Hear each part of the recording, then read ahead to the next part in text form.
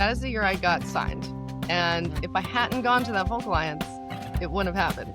I had no idea how I was going to make it. I don't know how it's going to work. I'm going to trust the how of the universe. So I had this record deal, and then I got signed to management first. And then I got signed to a publishing deal. And then the label came. I was having like major panic attacks. I was on medication for them. I was just trying to, I feel like if I could sum it up, I feel like I was in a place where I had one foot in being myself and one foot in what I thought they wanted me to be. You can't make this shit up. The day my album came out, the FBI raided the offices of the parent company that was signed. Amplified! Hello and welcome back to Oberman Amplified, the podcast where we talk about music, music business, mindfulness, mindset, entrepreneurship, and rocking and rolling on a cello. My guest today is Sarah Clanton. Thank you so much for being on the show.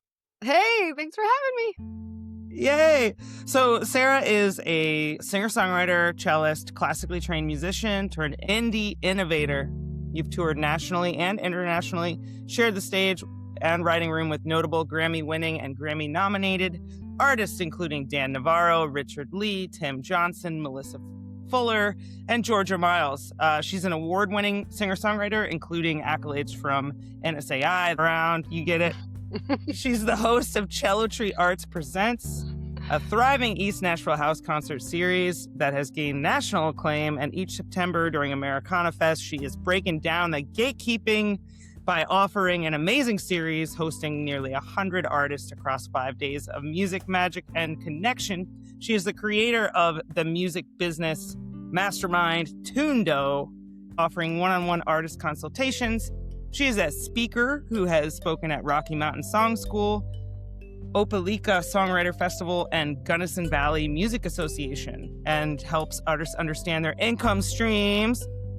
Let's get that money, manage their careers, and build sustainable creative lives. Coming right up on her birthday, Sarah is the music programmer for the ECU Film Festival in Paris, France.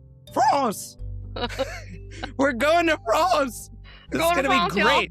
Where you've performed the past 2 years, and this year you are taking it over, working on a new full-length record coming in 2027. I met Sarah in 2016 at Folk Alliance. That was a decade ago. Oh my God. And she's performed with me for a Halloween Prince tribute that was a lot of fun at the Divey Springwater, which Taylor Swift once played there. A surprise song at my wedding, which we just watched the, tape last night with my mom. It was so cute. I did cry a little bit. She makes earrings with download cards on the back. She performs music. She's just done it all. She's hosted the Wealthy Artist podcast, which I was on, and now you're on my podcast. Oh my God, Sarah Clanton, welcome to Oberman Amplified. Wow, what an introduction. Thank you. I appreciate it.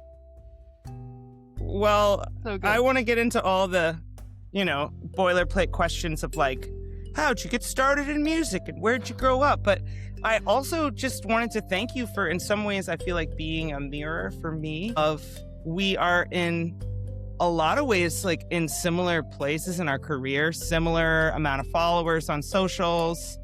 You clearly are very smart and very multifaceted where you're I understand the marketing. I understand the business. Here's my Patreon. Here's my speaking engagements. Here's my music. Here's this incredible music video. Why doesn't it have 1 billion views?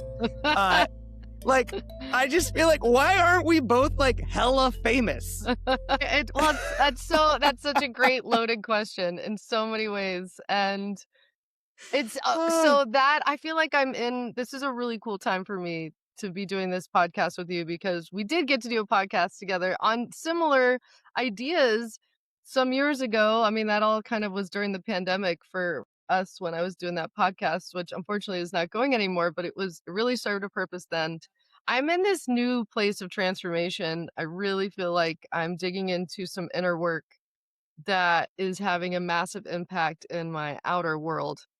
It creating a focus and clarity and groundedness that I think that I have already seen in some ways. I have to really watch my patience, because as you can tell, I like to do a lot of things. And I think famously, I think sometimes there's trying to do too much. And so balancing all of it. But you can do so many things, but I think for me, I'm really finding like holding the signal, holding the groundedness to be able to do all of it.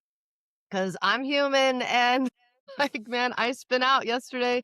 I had this spin out where, like, we lose track sometimes of all those things. I'm really grateful, like, you just saying you're a mirror like, us mirroring each other, like, thank you for reading that introduction because, man, I had some big doubting moments yesterday of, like, "What am I doing? I haven't done anything. How am I supposed to make all this stuff happen?"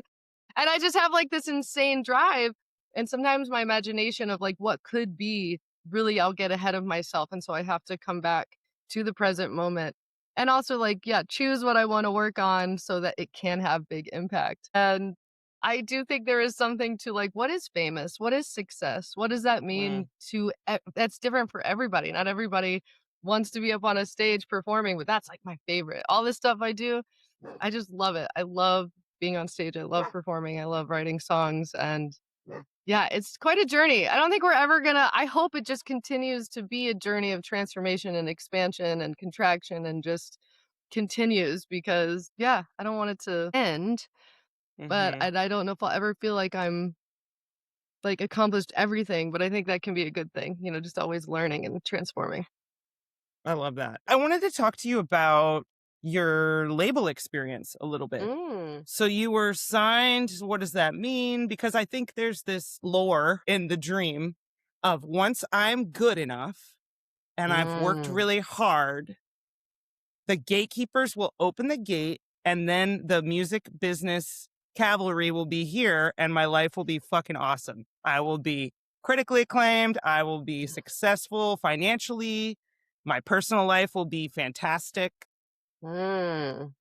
And I think sometimes that's a lot of expectations to put on an external thing, whether it's playing this legendary festival or like, oh, I got an official showcase slot rather than an unofficial at one of these festivals or yeah. But anyway, what was the record label experience like if you're at liberty to discuss? Oh, I love absolutely. secrets too. I If you're didn't. like, I cannot discuss. No, I totally didn't have to sign an NDA or anything. To your point before I dive into like my story, what I think is interesting is what you said is like, once I have this, then I'll be enough. Once I have this, fill in the blank, then I'll be happy. What I'm really discovering right now is, and I have been especially since 2020, 2021, which I feel like was really a time of great awakening for myself, and it's still happening in new ways, is that you got to be happy and find the joy no matter where you are, because that is not going to be Mm, satiated and not going to be fixed by anything externally.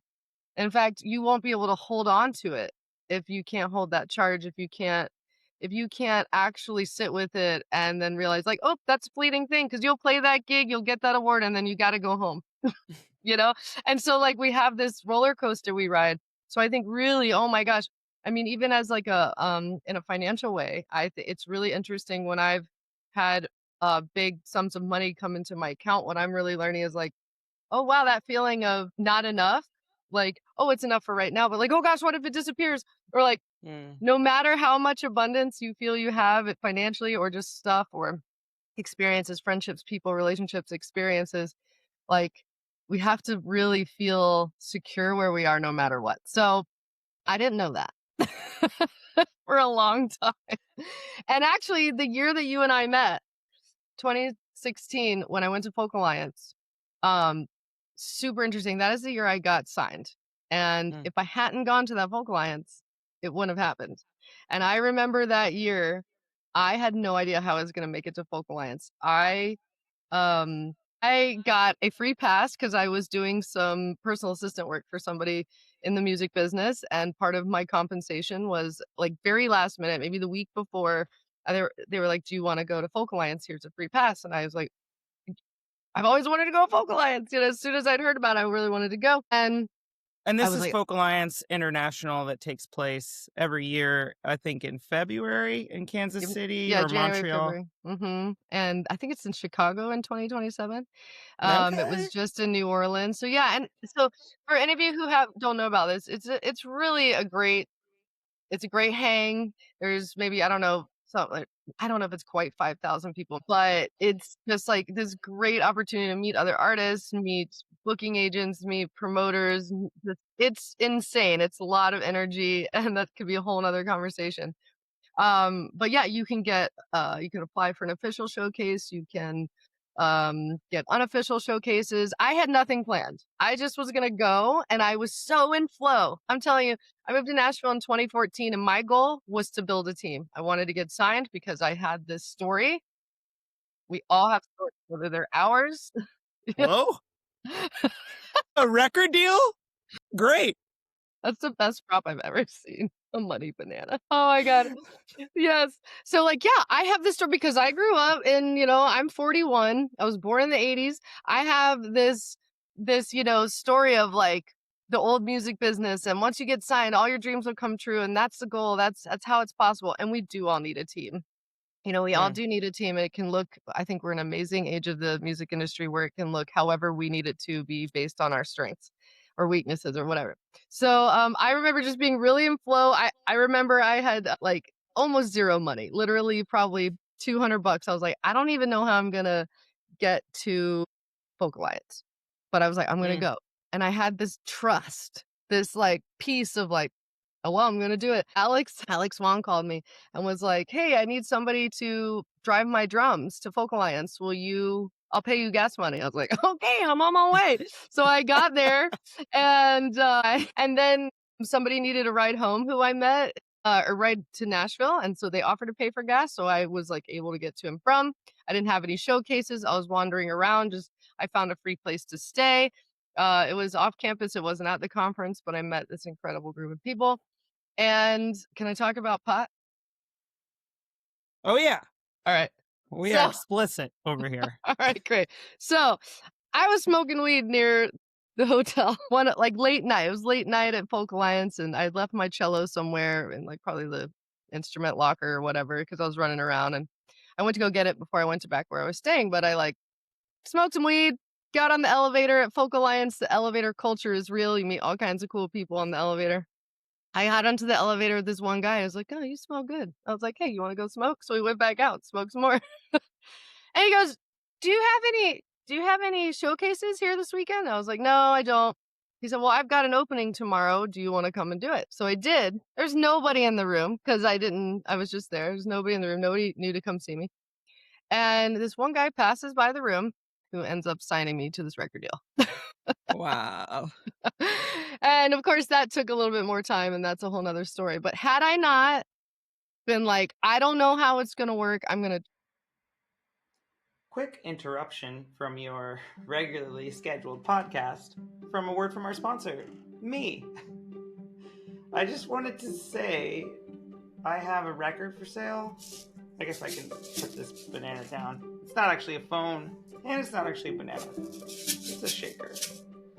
I am offering one-on-one coaching sessions. The band Doula is in. So if you are interested in taking your music to the next level, please click the link below and schedule your one-on-one consult. I'm having a lot of amazing conversations on this podcast, and something that keeps coming up with artists who have teams, who are signed, who are getting lots of sync placements, who are just hitting that stride of the next level, is even when you have a team, you gotta be on top of it yourself. You need to know what's going on.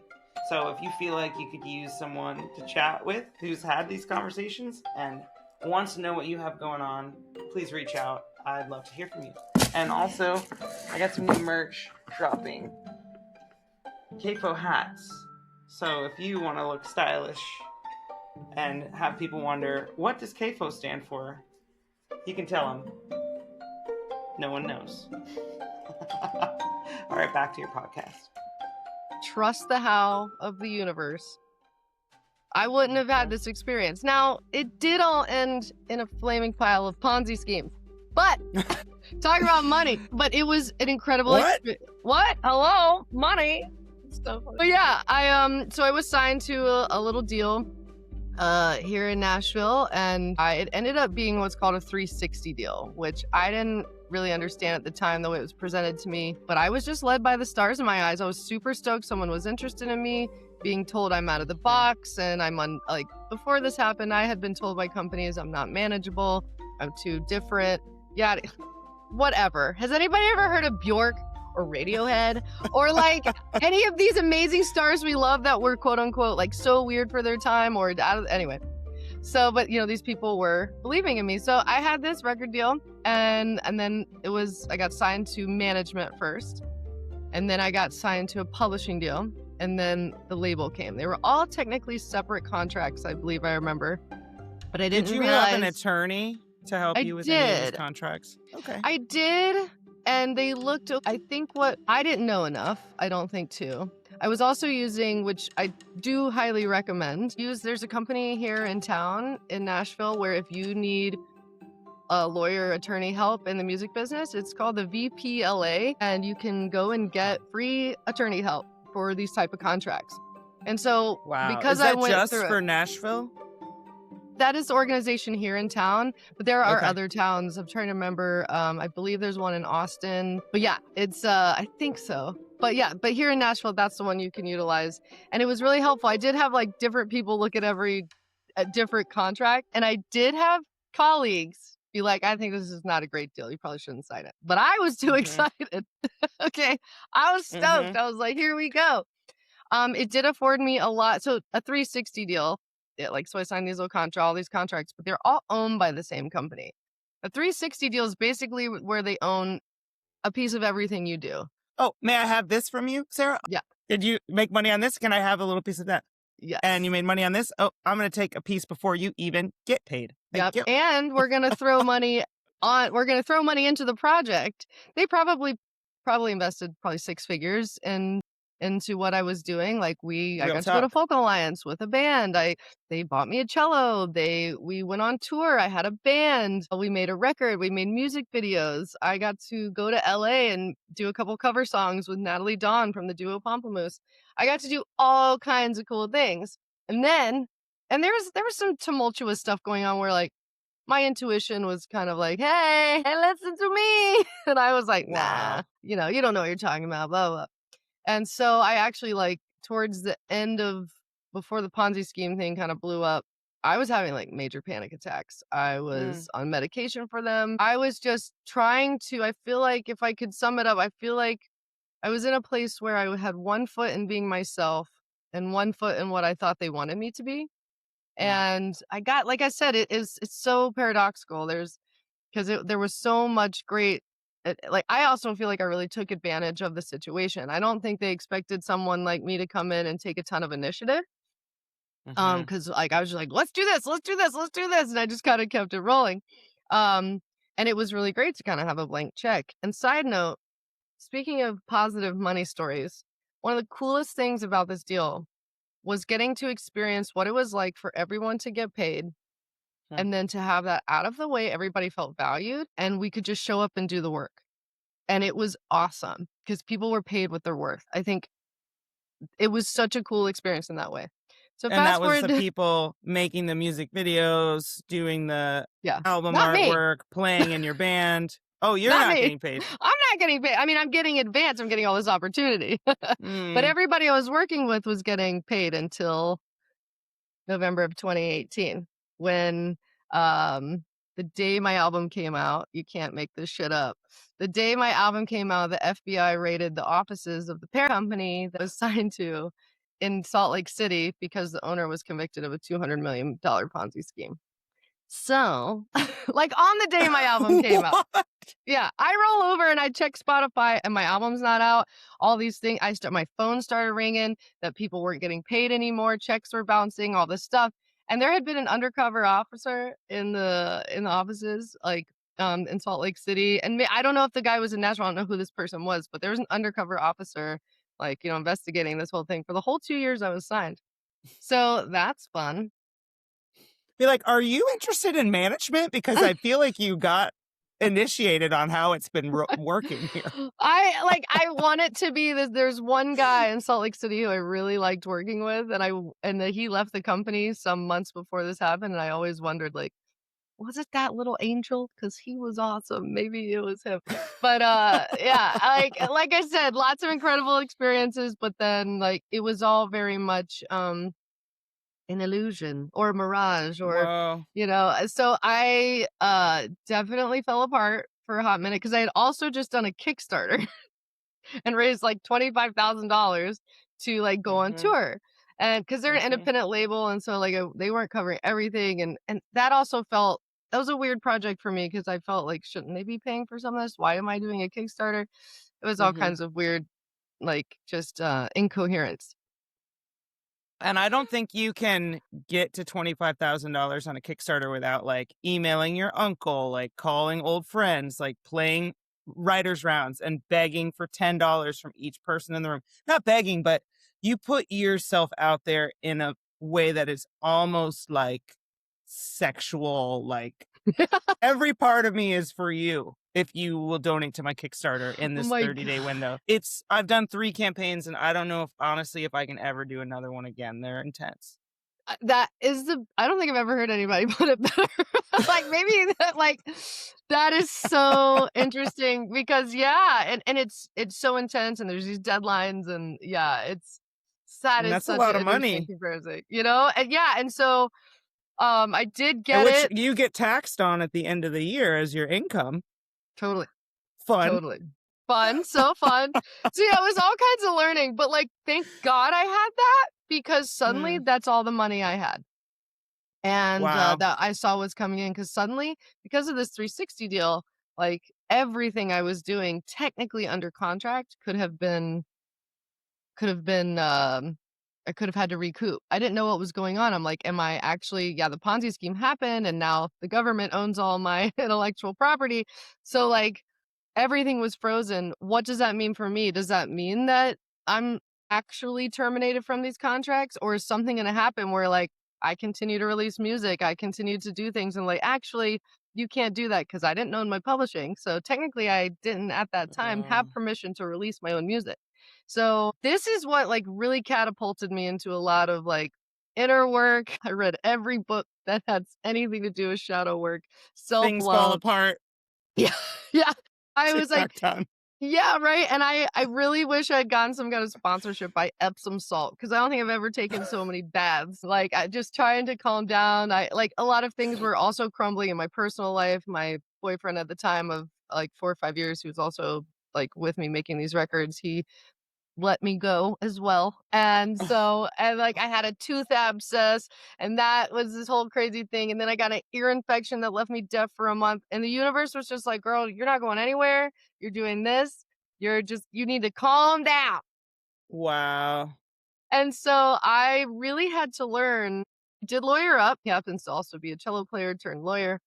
And he had such a great attitude about it. Something had just happened with Sony and something in court where like it set new some precedent, which made it able for me to like potentially have a more successful situation in the end. So Mm, he's like, ideally, write everything down that you want back. Everything. So I mm, had to think about that. What is that? So I was like, all right, well, I got pictures, I got music videos, I've got music, I have CDs, I have t-shirt merch, I have this cello, everything in my contract that said if I had like performances, like even teaching cello, like everything that I was doing musically, like they could be recouping on. And I was like, well, I guess that also means I need logins to wherever my music is released digitally, all this stuff. So took some digging, and then I really wanted to make sure that I understood that I was asking for everything back. So I took myself into a crash course of learning the music business and like where royalties are, what is a song made of? And okay, I gave them my publishing. I want my publishing back. What does that mean? There are actually still things we're in 2026. There's still a few things I'm trying to figure out to get back because I'm just having a very difficult time communicating with like the admin company that helped all the anyways, this whole thing, like, I'm still there's still a 8 few little years places I'm later. cleaning up. Yeah, but I Wow. learned so much, and then we had this gift of the pandemic happen where we were Hmm. all stuck at home, and I had been helping artists because only thing that wasn't in my contract, the universe started providing me opportunities, like, people only thing that wasn't in my contract was, like, consulting. Hmm. And so people kept asking me for my advice. What would you do? How would you do your Kickstarter? How would you do this? How would you do that? Even people who weren't in music but were entrepreneurs who wanted to, or like starting a project and wanted to do a Kickstarter. So I started helping people with that. Hmm. And then I realized that, oh my God, I could never help. Once I like really figure out the royalty thing and where to go to log in to collect everything, I found almost 2 grand a month in royalties that hadn't been claimed for cover songs that I did and that I was sharing royalties with. And I was like, wait a minute. These companies were telling me, like when I was signed, that there was no money being made from these songs, but there was. They hadn't even put in Hmm. like a direct deposit information. Like, I was like, Wow. wait a minute. I had the dream, quote unquote, but they weren't doing they weren't doing the thing. So I found money that actually did help me like pay for my lawyer and, pay to That's get a my hundred intellectual property back. thousand a year, 2K a month. 2,000 a month for a year, that's yeah, that's $24,000 in Oh, royalties 24. It's not from 2 100K. songs. Sorry, I'm getting I excited. I'm like like, where your let's go brain is. shopping. I like where your brain is at. I like But that. still, $24,000 that you're not even aware exists is a pretty big fuck up. Yeah, and Especially if so you're yeah. supposed to be like handling the business at a premium of here's your advance. Now we're going to own everything you do. And you're not even competent. And this is a theme that I've seen in the gatekeepers. And the Yes. higher up you go in the music business, they don't know what the fuck they're doing. Nope. Some people do. Some people do. And some people are just very connected and they hang on to those with like talons. And they may not even have a work ethic like the average artist or just no, I don't even want to use it average, but I'm sorry. Please continue with your No, story. that's so true. And I hate I've even like seen that recently. I do like now consult one-on-one is like my favorite thing to do. And I'm actually considering opening up maybe a group here again, an online group. But yeah, during the gift of the pandemic was I realized in this consulting with one-on-one, I had a little group Zoom with some people all around the country. And I was like, this is so cool. I can host classes on the internet with not just Nashville artists. And so I actually asked a representative from CD Baby. I had somebody from CSAC, my rep from CSAC, a PRO, and I had people come and talk to artists and I would ask questions. They would ask questions and we'd walk through certain important things. And I asked CD Baby one time, I said, hey, like how many artists are registered to release music through you guys? And they said probably around 700,000.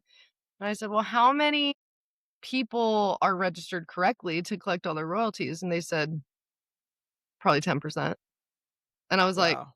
I was like, wait a minute, hold on. Whoa, oh my God. I could never, with the amount of time that I have during this particular lifetime, I'm not going to be able to help everybody one on one. So Hmm. that's where I started. I created this course that talked about, and it's being revamped now because the videos got old and like all the platforms have changed a little bit.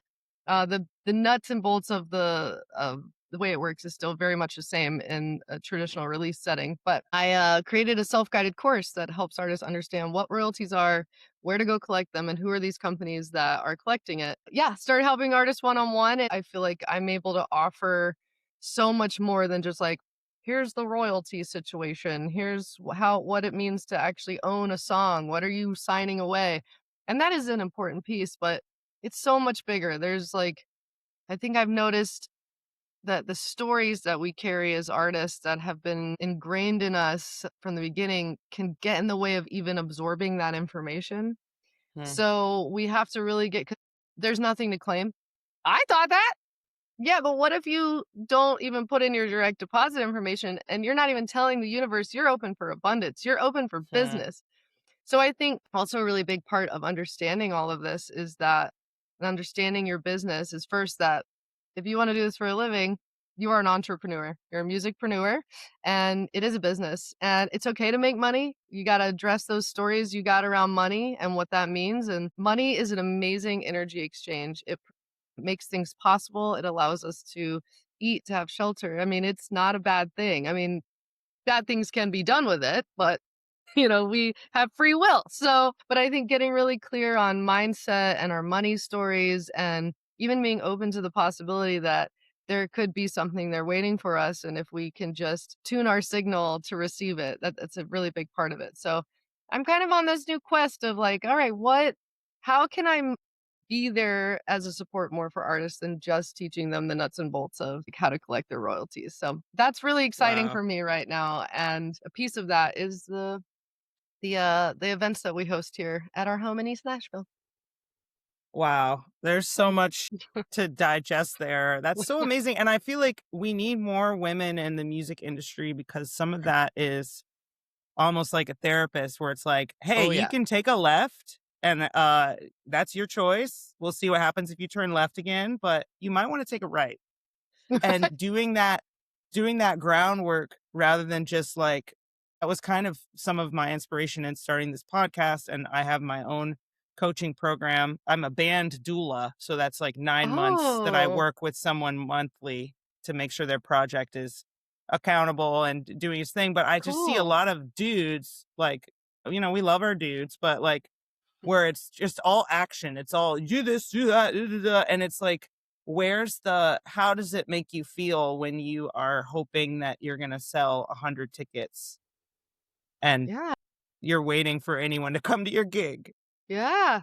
Like, like you have to be ready for those moments. And I think that's where we can all embrace our feminine side a bit more. Like, yeah, the way you feel about something is gonna make it happen or not in a big way. Like, we Hmm. can block abundance in so many different ways just because we don't even believe it's possible. And yeah, we need more women in the industry to help other women, especially because men function on a 24-hour hormonal cycle, and women are like 4 different people in a month. So, I mean, wow, like, that's a whole whole 'nother, like, thing I could get into about how I've learned to just love myself a little bit more and realize where I'm at, and, like, Mhm. yeah, yeah. No, you really like that is I've heard some pretty wild stories, but that label ass kicking is pretty thorough. Even that it Yeah, was your relationship and then your health, the fact that like music is everything and now you can't hear, like, oh my God, you poor thing. But I'm glad that you wild, right? phoenixed through that. And you have an amazing, basically a master class on your website on how to host a house show, which I don't Yeah, even think you should give that away for free, to be honest. I was like, I can sell this. yeah. This is a 2-page book. Oh, Make there some is money on actually an that. amazing book. There's an amazing book I keep on my shelf here that everybody Concerts should in your get. home. It's called No Booker, No Bouncer, No Bartender by Shannon Curtis. I think it's on Amazon, and it's just a great little, it's like kind of super short, and it's a Mhm. really great how to for house concerts. And I actually like was inspired to make the page on my website about how to host a house concert. I think I would love to chat with you about your experience touring traditional clubs here in the US versus international, what that's been like. And then also, how do you fly and get in a van with a cello? And how has it felt? Sorry, this is like too many questions, but No, I love it. how has it felt offering a space to perform and being the sort of anchor for artists who are traveling Mm, through versus being the artist out there, like showing up at someone's house, like wondering how the house show is going to go. And that's a great that's question. kind of like a lot of questions, but No, I, that's so I great. think there's a lot of like me, pay attention to me, like my single, me. And when you have something to offer, things seem to, like you said, you were in flow state with Folk Alliance. You were like, I don't know what's going to happen. And then here's this, I think, is Alex Wong Grammy nominated? Yeah, I believe so. Does he have a Here's Grammy? this But heavy hitter, producer, singer, songwriter, once is hiring you to be a roadie, and then yeah, I guess you so. should I should add drugs that are to my bad, drugs. doing the doobie that led to the downfall. That's so It's a awesome. little That's New so awesome. Yorker piece. You can pitch that. Oh But my yeah, god. anyway, the I floor love is that. yours. I'm glad you're recording this because I feel like I'm gonna have to go back and it's so interesting. It's so interesting to even have that story because a dear friend of mine sat down with me, and I've thought about this a lot, especially lately, as I'm like revamping Tundo and stuff. She was like, you know, Sarah, and this was like, yeah, kind of after it happened, and I was doing Tundo because I was kind of like revenge. Like, I'll show you guys, look at me. And I'm a Taurus, so I'm very bullheaded. And I just didn't want to be one of these people who like got defeated by the music business. Like, okay, shit happens, whatever. Like, this is who I am. What else am I supposed to do? I've been doing this my whole life. I started music when I was little. My mom was was an opera singer. My dad loved classical music, and like I started, yeah, piano when I was 5. I found cello when I was 9. I've always wanted to sing, like always. I mean, I was terrified. I had massive stage fright. Used to drink a lot to be able to get on stage, and then I was like, this isn't a good habit. How am I blocking the energy flow? But Mm. my friend was like, Sarah, like this story could, how did she put it? It was so impactful because it still to this day really had me keep myself in check. Like, not doing it as revenge, but like, don't let this story define you. Like, this doesn't have to be. I mean, really wish I could exactly remember what she said. I would say until last spring, I really was just kind of gripping to this.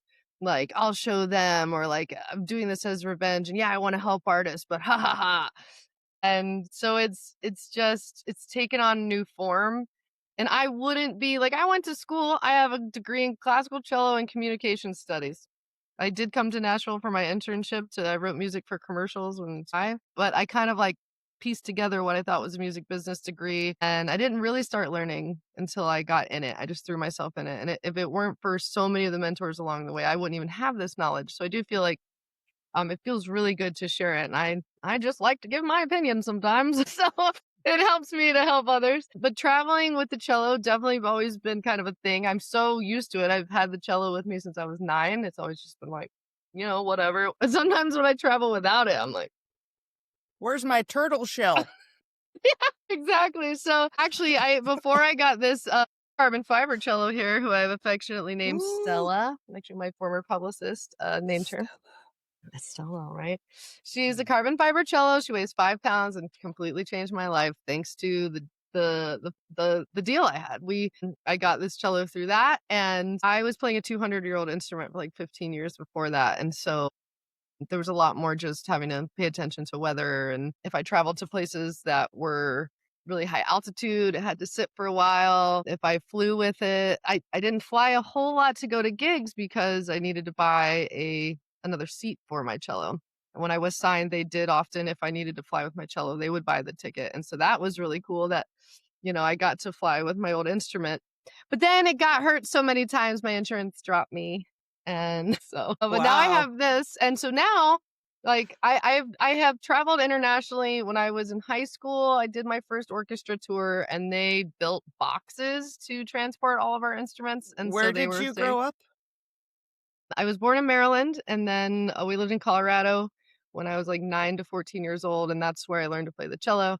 And then we moved to Georgia when I was in high school, and that's if we hadn't moved to Georgia, I'm not sure where I'd be with the cello exactly, because I had a really amazing orchestra experience. My director, like we still message on Facebook, and he still encourages me. But man, I felt like he was hard on us, but he just expected a lot out of us. And he really opened a lot of doors for us. We did all kinds of stuff in Atlanta. We played the governor's mansion. My first wedding gig that I got paid for was when I was 14. It was like through someone he knew. There was a miscommunication about money. I'll never forget it. They like really set the stage. I remember the first violinist, there was a quartet gig, and the violinist was like, yeah, it'll be $100. And like she had meant $100 a piece. We all got $25 because she wasn't clear that it was $100 for 4 people They each. Like, stole from the high schoolers for a wedding? oh, but yeah, and so, but yeah, we went to Austria, Germany. We played at Disney World and Universal Studios. It was a really great time How in that big is the orchestra. orchestra? Oh man, how many people did we travel with? Probably at least 20 some kids, like Okay. maybe more, plus chaperones and stuff. My mom came. It was really cool. And like I think for a long time, speaking of stories, it's kind of a side quest note.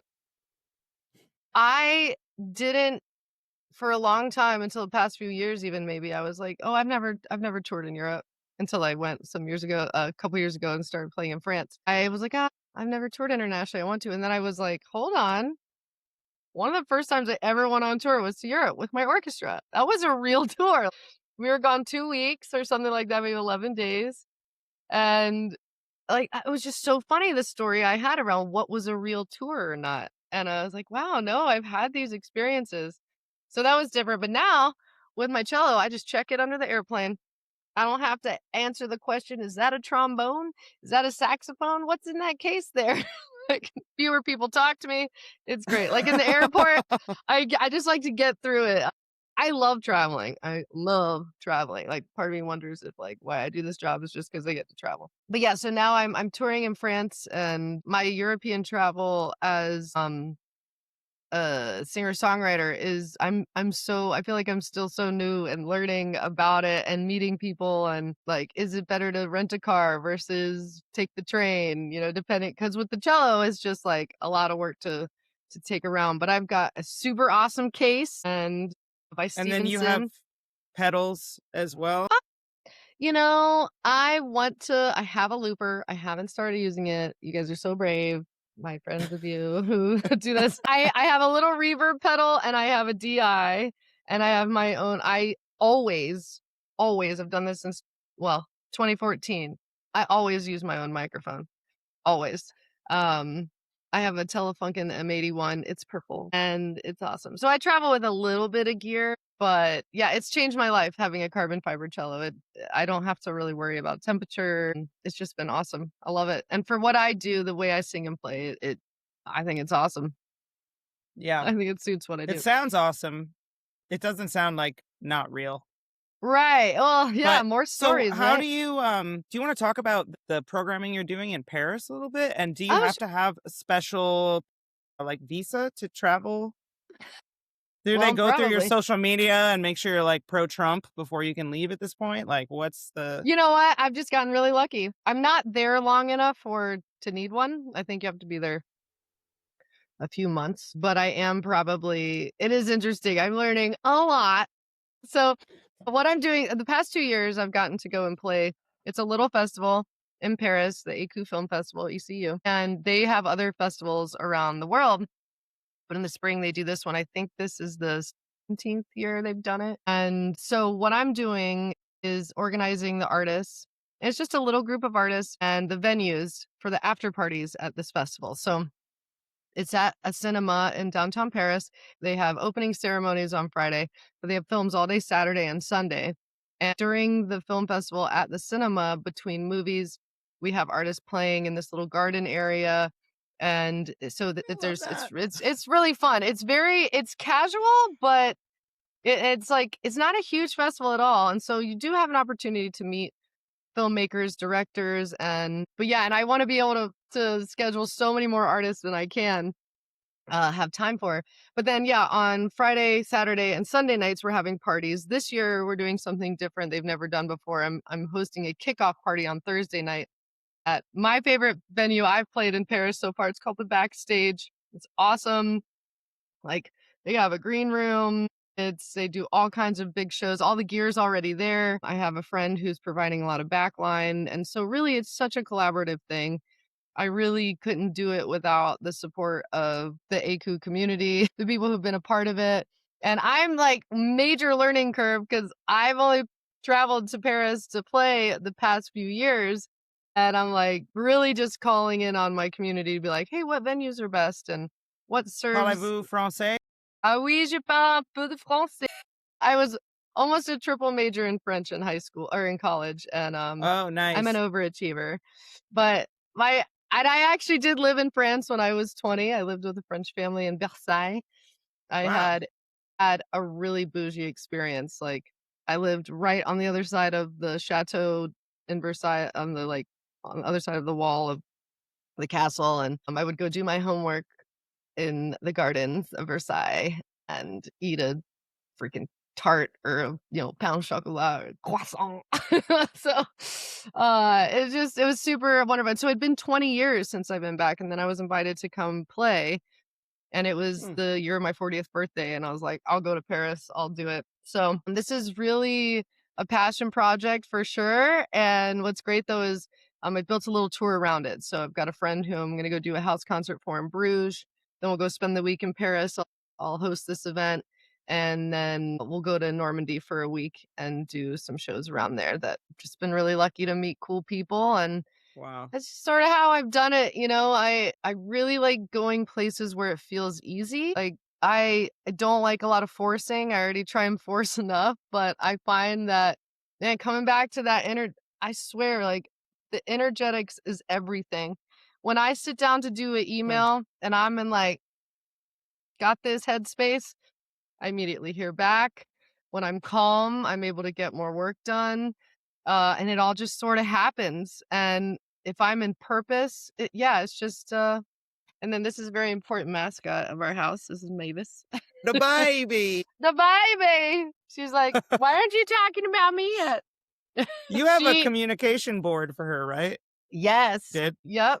She might go start hammering on the buttons now. It's 30 minutes from chicken time. Yeah, I said chicken. Wow.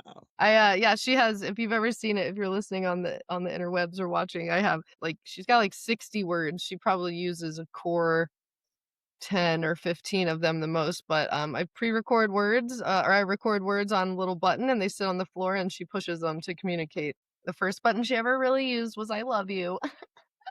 Stop. Yeah, and people, like, don't believe that it's real, but the, one time not too long ago, a friend was over visiting, and she was leaving, and Mavis went over to her board and said, "I love you, bye." It was awesome. It'll change your life when your dog can say that to you, and I kinda think she uses it as please and thank you, like, I'm pretty "Please." sure my dog would just say hump, hump, hump, and then Hump, hump. food. Yeah. Hump, food. He got overstimulated at this house show and was like mounting everyone and latching on his little pitbull arms. He's 62 pounds of muscle, just That's grinding funny. away. It's highly inappropriate, and yet maybe he needs a communication board so I could be Yeah, like, what is wrong with you? right, yeah. Why are you this way? Stop trying to control everything. We had, my friend Cast Iron Shoes from Austin. Her name is Nicole. Cast Iron Shoes is her band name. She came to one of our Americanas 2 years ago, and she brought her dog Rosie, and Rosie also, sorry, Nicole, if you're listening to this. Rosie, her dog, just got overstimulated too at the house concert when the band was playing, just, like, was humping the dog bed down the basement where the band is playing, like, totally stealing the show. It's awesome. But yeah, maybe this Because is our everybody's house like, mascot. nice verse, but have you seen this dog going to town on this bed? Have you seen that? I didn't know this was part of the show. Yeah, Wow. it's Well, you yeah. going to Paris, that's so amazing. Were you film scoring? Is that in your wheelhouse? Not well, it's not that it isn't. I have played on stuff that has been intended for film but didn't quite make the cut, and I am very interested in the sync world. So I don't personally have anything in film or TV yet, but I'm learning more about it. I have a lot of making contacts, and it's going to be really fun. Actually, something I'm bringing to the festival that hasn't been there before this year is I've got a panel of some music supervisors and label folks who do help their artists get music into film and TV. And so we're going to present a like Sync 101 type situation where we can talk about why filmmakers should hire independent artists to put, music in their films and how it's more accessible than ever. Musicians, how do you be prepared for that? Because this comes back to your royalties, this comes back to knowing what you own, because I do know that you gotta know what you own because the turnaround times are really quick. All this business moves really fast.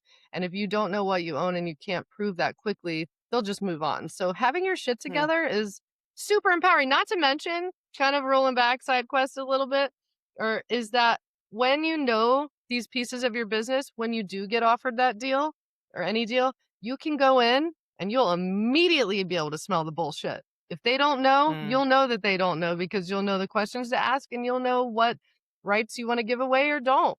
And you'll have Hmm. more leverage. So knowledge is I love power. that.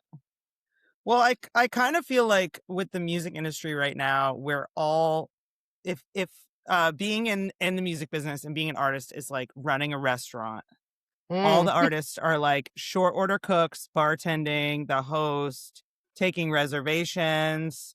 Yeah. They're like micromanaging. They're trying to avoid some shit. They're like bar backing, and it's a mess and it's all bogged down. Whereas, like, Right. if you can learn a little bit about different roles and be like, I'm going to outsource, maybe hire a consultant, hire Sarah to work with you so that you understand this part of the business. You don't have to be like married to it, but you understand it. And Yeah. I also wanted to chat with you about Folk Alliance and Americana Fest. And you've played Mile of Music. You were like in a Mhm. beautiful church. It was one of the most transformative shows I've ever been to. It was an amazing Ah, experience. But yeah. I feel like there's so much competition around certain festivals, and it's very confusing, like why you get booked one year and why you don't the other, or like why one thing is like critics darling and then the other thing is like, I don't know, why didn't my record go to number one? It's so good. Just to toot my own horn a little bit, but like, how do you find kind of the gumption to be like, I'm going to offer my own thing at these very established festivals? And how do you navigate the rejection cycle of putting Yeah, no, yourself that's out there? great. It's super great. Great question. First of all, like it depends on what part of the business we're in. A lot of the reason that albums make it to number one, I mean, money makes the world go around.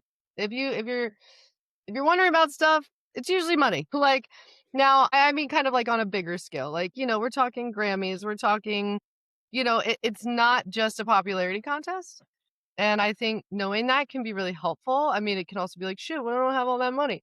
Because it does take money to do things. It takes money to get to the gig, it takes money to buy the instruments, it takes money to pay for marketing, it takes money to be seen. But that's all just sort of like, okay, cool. Gotta have money to do business. And you gotta have money to make money, all that stuff. It's a whole thing. But as far as that rejection cycle, I think it kind of comes back to just really honing in on like your worth is not tied to whether or not you get accepted for that gig. Your worth's not even tied to like where your music is on the charts. Your worth is not, whether or not you should apply for, I've played Mile of Music 2 times, 3 times, 2 times, but I haven't played in a few years.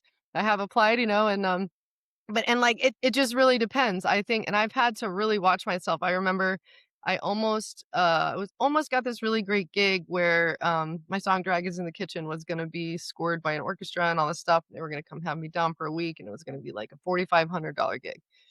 And it fell through. And I was surprised at how much I took it personally.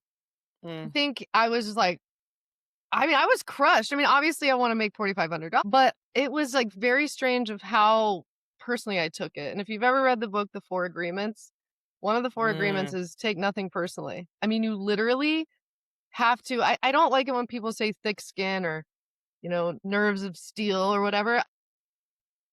I think a lot of it's practicing regulating our nervous system and really not tying our worth to whether or not we get the gig. And like sometimes I'm really great at just getting on the computer and applying. And again, energetically, like if you can do it with neutrality, if you can do it with, of course, we want these gigs, but you just have to keep going. I saw this really funny reel the other day of this woman who's like, I'm trying 1,000 times to get rejected. And I was like, "Ooh, cool." And she said, I've reached out to, she's like, so far of this, like, I think she'd have like reached out to maybe 100 companies and like 75 of them at least sent something to her, like a promotional package, or they said yes. And she was talking about just like, just ask. Cause if you don't ask, you don't know. But it's also, again, like for me as a woman, I definitely recognize that it is hormonally, that's cyclically related, not, I mean, I have 1.5 weeks a month where I'm like, I can do anything. And then I've got a week a month where I'm like, nothing works. Everything sucks. But also realizing I might just need a nap and tending to our nervous systems, tending to our vessel can help all of that. And I can't even, I mean, a meditation practice. Yeah, But yeah, what's your daily practice? for me, every day, one of my biggest non-negotiables is I do not look at my cell phone first thing. Don't do it. Don't look at it. Don't look at the internet. Don't scroll. I do not look at the phone for at least 2 hours because it's just a bad idea. All of that stuff on social media, all the news things, all of it is designed to elicit some sort of reaction. And so Mm. we have to realize that. For better or worse, people are trying to sell you stuff, ideas. So my morning routine is don't look at my phone because I will immediately spiral into like doing other things. And if you're like me, I wake up and my brain's spinning. I don't know where I've been in dreamland. But I am like thinking about stuff, everything I need to do. So I have to kind of calm down when I wake up, even if I'm not totally awake. So I have my little morning routine with Mavis. I get up, my phone's been in airplane mode all night. I feed the dog. I do my oil pulling, which I swear, have you ever heard of that? Oil pulling? You like I put coconut oil in my mouth for like 10 minutes. I swish it around. I pull it around my mouth like mouthwash and I spit it out, brush my teeth. And I have not had to take any allergy medicine. Wow. I meditate. Like, it could be a 5-minute meditation, 10-minute meditation. And when I stay on this morning routine, especially when I can do it on the road, which can be challenging, I am I don't know if you could hear it. She just said family. Family? Yeah. She did. But when I do that, I am so good. The trick is when you start feeling good to not stop doing it. Mm. Like, that's really for me. That really helps me set up. And honestly, yesterday when I got some good work done and then I just hit a wall and I was like, I'm not feeling good about myself or anything right now. And I had to like stop. I just stopped. And I'm grateful that I have the time freedom to do that and that I've created this life where like, okay, I have got to recalibrate my energetics or I'm not going to get anything done. And so the morning routine for me is really, really important. Being nice to myself. Like I had a bunch of food allergies. I have endometriosis. I have to do like my body has asked me to make sure I'm taking care of the vessel in order to do the work. And I forget that that is our work to be good to Mm. ourselves because it's so much energy to go out there and give. It's so much energy to give what we do and what we is such a gift. I mean, I just think it's amazing. You never know how people are listening to your music. Like even right now, there's someone out there maybe streaming your music or listening and Mhm. those stories that come to me at the merch table, man, that's success to me. Like when I have Mm. someone who's telling me they've been listening to a song of mine and it's like really made a difference in their world for some reason, like I've had to learn how to receive that because like and build my confidence and accept it. Maybe some people are better at this, but some when I was younger, my orchestra director, we played this symphony. We played this gig at Atlanta Symphony Hall's packed room all sold out, and there was only a quartet, I think. Maybe it was Wow. like a 2, 4, 6, 8. Maybe it was a 8-person ensemble. Can't remember. But I had a solo. It was just one long note. And at the end, like soloists, the conductor will ask the soloist to stand up. And I was like, no, I'm not standing up. That note wasn't worth it. I don't need to stand up for that note. We got off stage, and the director was like, don't ever do that again. You're insulting your audience. You need to learn to accept the thank you or something along those lines. And I will be like, "Oh," like, it took me years to understand this, but, like, I didn't think I was worthy of being praised for this note 'cause I had minimized it so much. And I also learned this Mm. lesson at open mics years later when, people would come up to me and be like, "Oh my gosh, thanks for sharing that song. That was so great. Oh my gosh, I loved it." And instead of being like, "Thank you," I'd be like, "No, it sucked. I forgot this word," or, just do that. Oh my God. And, like Don't. right? I know, Don't. right? And, oh, Don't. it's so ick to me now, and I'm like, "Oh, but no, what I've learned from people, even just sitting at a house concert and listening, that energetic exchange has taught me so much about how to receive and then give back, and it's pretty potent Mm. stuff." Yeah. Wow. Yeah, that's a big lesson that I had to learn as well Oh, of yeah? like eat to speak, even thank you on stage until they have a chance to clap at the end of your song. Yeah. The audience wants to say that was a good song and then Yeah. receive it. Don't say anything. That's my big anxious thing is I just start Me too. talking. And unless it's like a seamless transition to the next song. But oh my gosh, this has been such a fun conversation and we're running down on time a little bit. But I wanted to ask you about session work that you've done for people, remote work. Are you involved with like Sound Better or do you do a lot of like clients reaching out to you? Like I reached out to you ahead of my wedding to say, hey, I have this song. Here's the demo. I did not write any string notation. You just listened to the song. We had a rehearsal. I think it sounded great. We need to record the song, by the way. That's Yeah, coming we down the do. hatch. But, you know, in the age when you can ask like Sonos or AI, or you have a little MIDI keyboard and you're like, oh, there's the cello. I mean, how do you see artist reaching out to real humans. What's the expectation around communication, around turn time, budget? Because I think that is, if you use a sample cello, like that is not a human being who you said you've had, 30 years of performing internationally. That's a lot of connections, a lot of like lived experience that's going to come through the playing. That's not, Mm.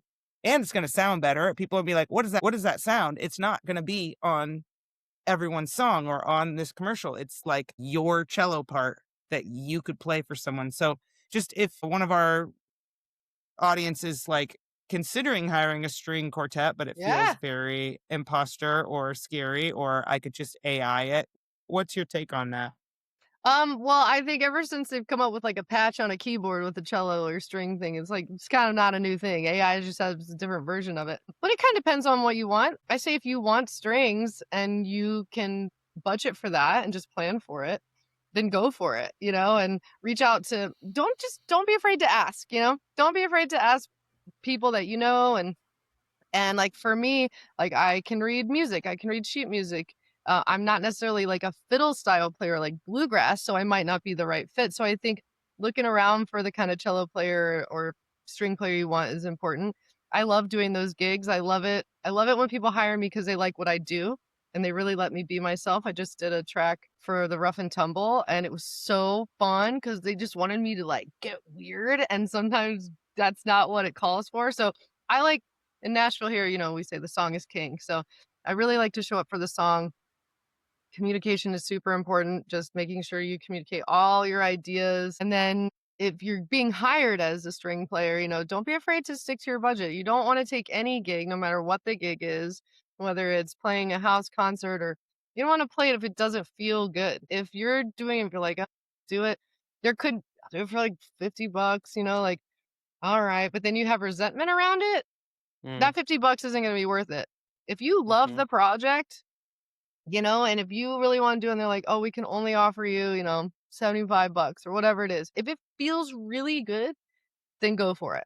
But I think that has a lot to do with it because it could be relationship and like yeah, I think communication's important, knowing what you want. And if you do have sheet music, great. Like for me, if you don't, great. I just think communicating style and ideas and getting used to talking about money is really important. And I think that can just be great practice. Get that out of the way. And then you can just create, But yeah, absolutely. Hire real musicians if you can. I understand that sometimes you can't. I mean, maybe in a demo you use like something else besides a real string player, but I mean, I've been on tours before where I was on the tour most of the tour, but then they couldn't afford to pay me anymore. And so what's the first to go is cello because I'm kind of superfluous. So that was a long time ago. That was a hard rejection because I was like, it wasn't because I didn't play well. The guy just ran out of money. And so I went home and I was like, well, I thought I was going to be on the road for the next 3 months, but that's cool. So I dealt with that by swimming.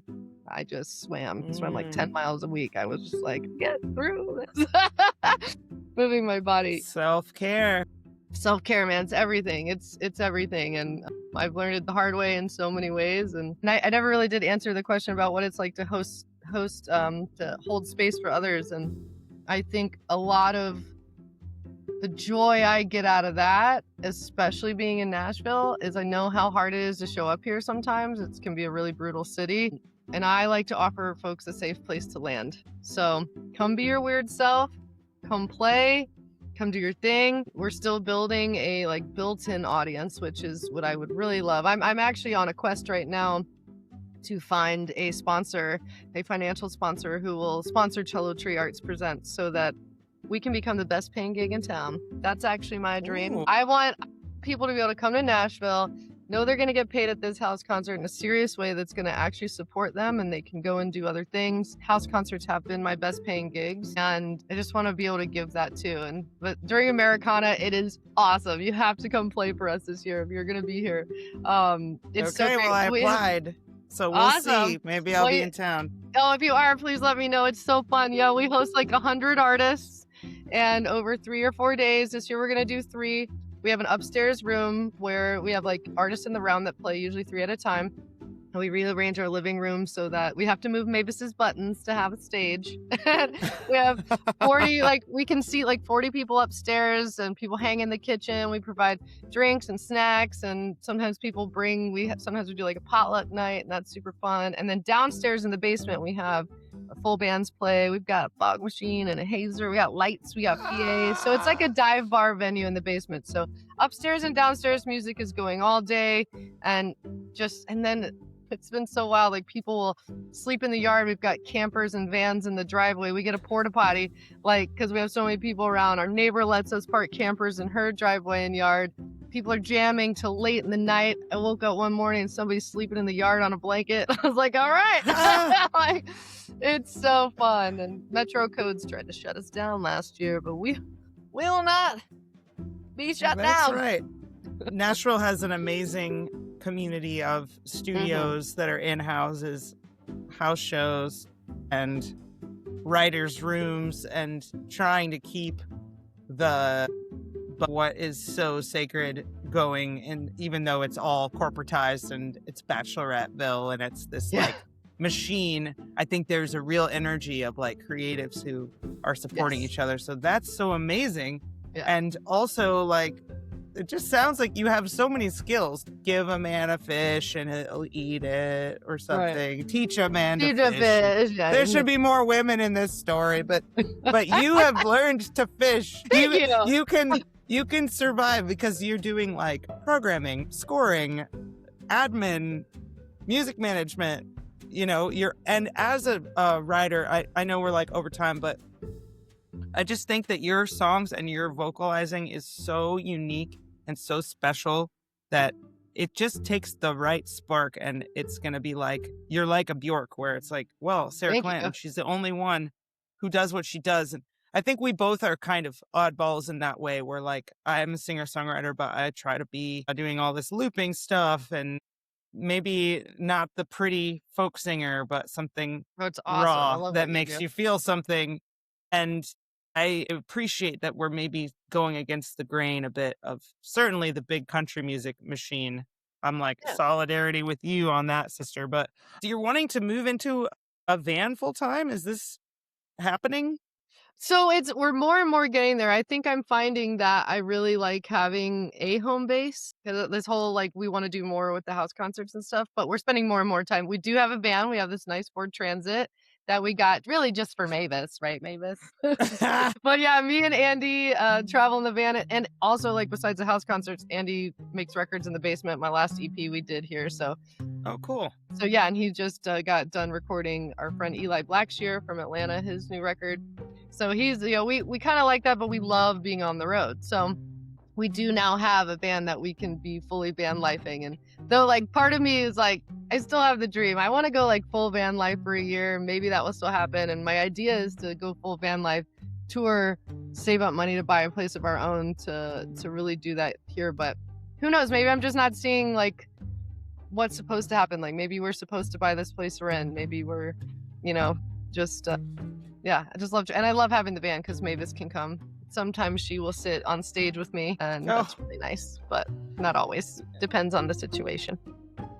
Yeah, I lived in a van for 2 years, and it was 2014 through 2016, and then I moved to Nashville. Yeah, and remember that. It was, in some ways, a very different time in terms of the price of gas, but there is something really magical when you can be self-contained and you don't have really much for needs, Yeah, I love that. Because when you throw in, health insurance and rent and musicians insurance and taking care of a pet, which is basically a dependent, it's just like life gets really complicated. And I think also for creatives who want to go in all the different ways, there's a certain freedom in the restriction of, this is what I have with me, this is where I am today. Now you can actually open your eyes and experience the place rather than like just complete overwhelm. But anyway, it was just presence. I'm so excited for your trip to Paris. Happy Thanks, birthday in advance. Yeah. This right here was my grandmother's piece of sheet music. Leave Me with a Smile is sort of how we tie up the podcast Oberman Amplified, which if you could leave us with a joke or story that might make us smile, Oh, let's that would be see. fantastic. Story that would make you smile. Oh my gosh, the first thing that comes to mind is like a really stupid joke. Like Let's a really. go. All right. What's a pirate's favorite letter? R. No, he prefers the C. Ah, that's really good. I have another pirate joke for you. Tell it. Why do pirates like women with small breasts? I don't know. Everyone loves a sunken chest. Maybe she's howling. Funny. She doesn't like that one. It was insensitive. No, it's hilarious. Well, Sarah Clanton, thank you for coming on the show, bringing Thank Mavis, you. Thanks for having me. and really excited for everything you have coming up. And thank you for just sharing your experience and your powerful morning routine. I hope some people were taking notes. And Awesome. And thank you. Thank you. Like you're doing kick-ass things and you inspire me all the time. Like I've just loved watching what you're doing and I'm so glad to know you and I'm really glad we've gotten to spend this time together, honestly. Yay! Hell yeah. Oh yeah. All right. Cool. Sarah Clanton, big love, over and out.